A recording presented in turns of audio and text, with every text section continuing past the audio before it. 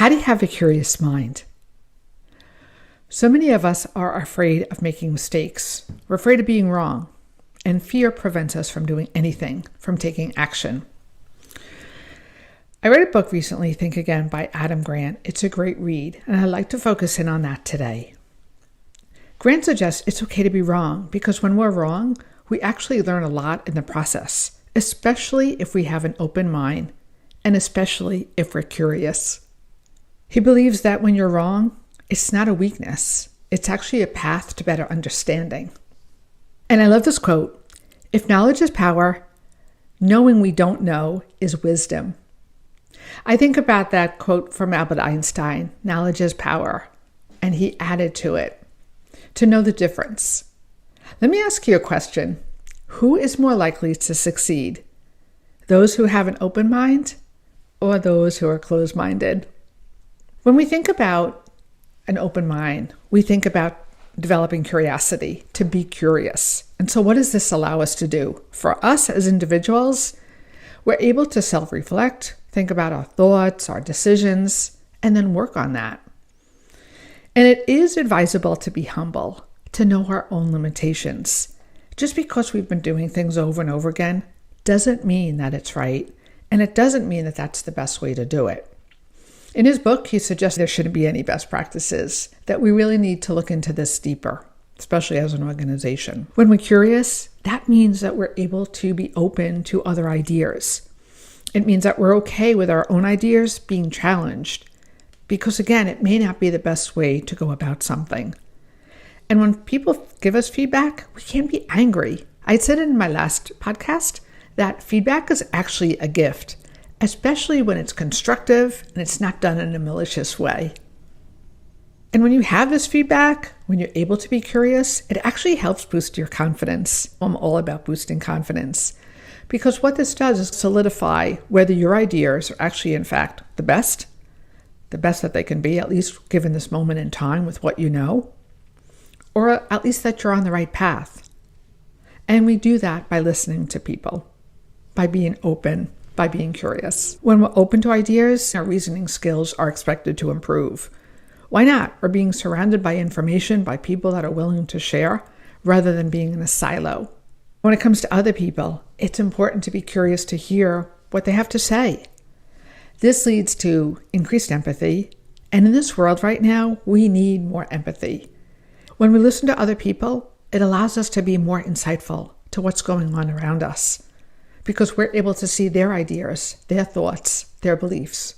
Did you know that most companies do better when there's different opinions, rather than the tall white male? To have diversity, to have inclusion, those companies do better financially. Why? Because you have ideas, different shared ideas. It's not this one biased feeling coming from the same group of people, tall white men.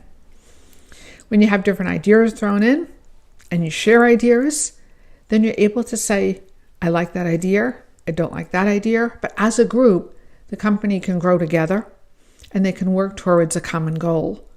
And in return, their finances go up. Same happens in our own personal life. We could live in a silo, just our thoughts and actions. But when we start being curious and listening to others, it opens our world up. So it's important to listen to others. Now, when you are interacting with people, Grant talks about different types of mindsets. You have the preacher who stands up at the podium, shares his ideas, but not so willing to hear other people's ideas. He's proclaiming, or she's proclaiming, their beliefs. You have the prosecutor. They're always looking to find holes in your arguments. We also have the politician mindset. They're more likely to make you happy than make themselves happy. More likely to listen to your beliefs than their own beliefs.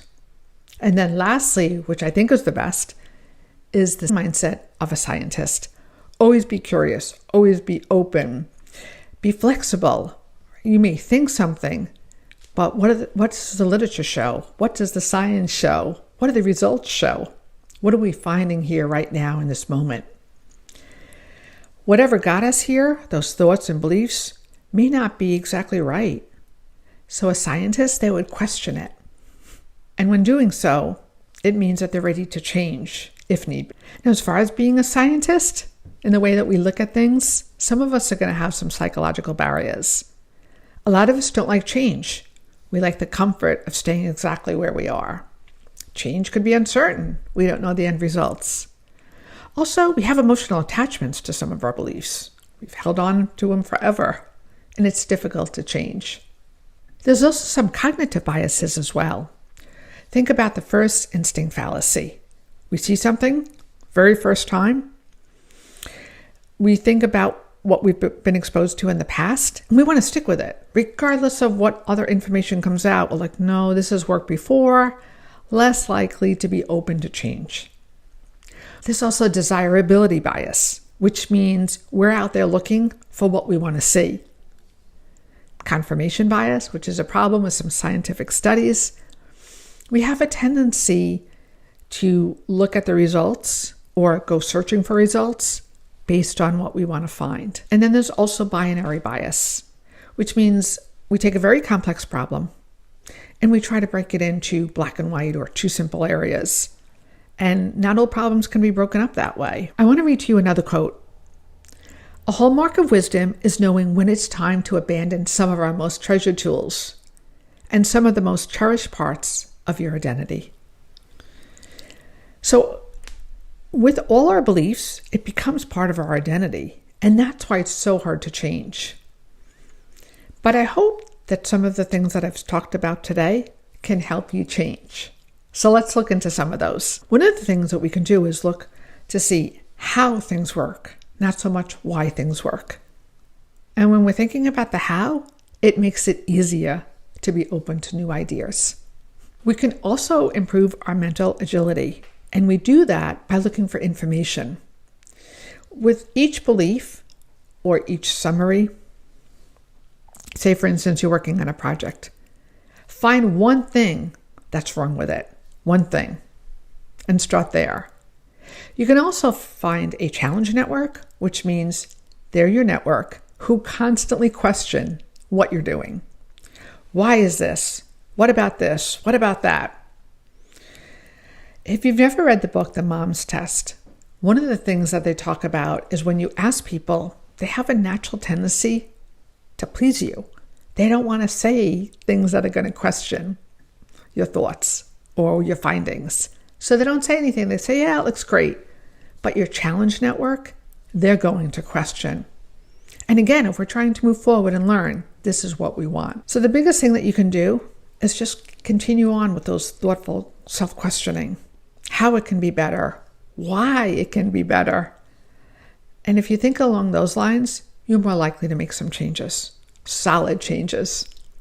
And then when you're talking to people, one of the things that we can do is motivational interviewing, which means asking open-ended questions. You want to take a deep dive into what they're thinking, what their beliefs are. You could listen. A lot of us don't listen so good, right? We're listening to the person talking, thinking, okay, what can I say next? And that's a problem. And then we want to make sure that the person's desire, what if there's a disagreement? Here's 3 things that you can do. Number 1, seek mutual understanding. Understand where the other person is coming from, what their thoughts are, and listen to them. We have to listen.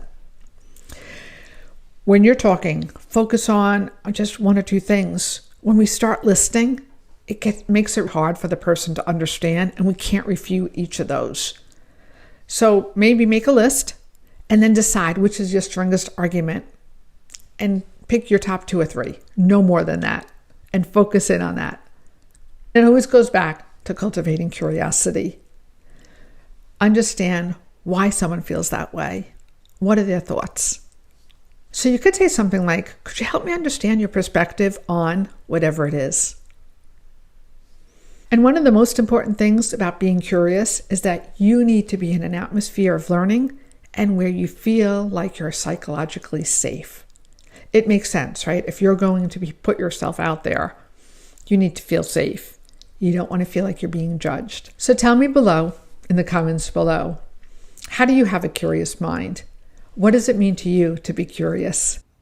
If you like this episode, could you do me a favor? Could you give our podcast a great review and also share it with somebody else who can benefit from it? I'll see you on another episode.